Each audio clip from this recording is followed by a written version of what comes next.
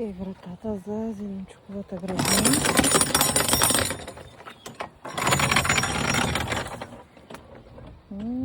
Прекрасно. Това е страхотна идея. Добре да не се слага и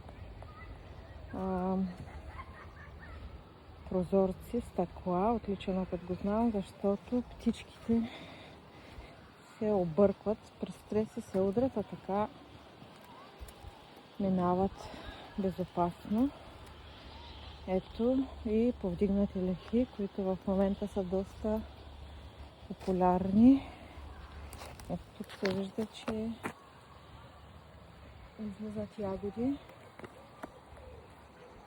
Това тук. Не знам точно какво е. Но колко ли бяха? 1, 2, 3, 4, 5. Това е лук, мисля.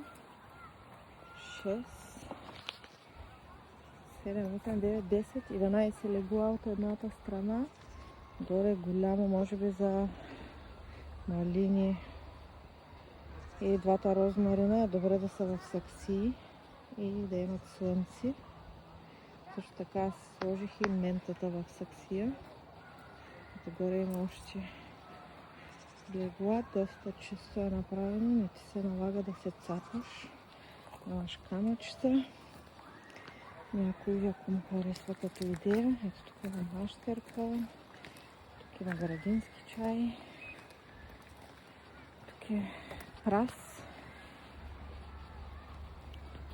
който е добре, ако искате да го задържите с по-голям корен, да се подрязва отгоре, но тези изглеждат доста добре. Ето и тук място за почивка. Клемантис, доста красиво изглежда. Не знам дали виждате колко е голям. Ето от тази страна има един, от тази още един.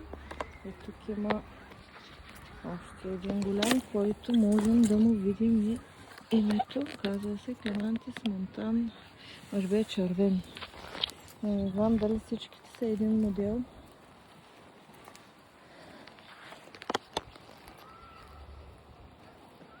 Ето тук има цялата градина.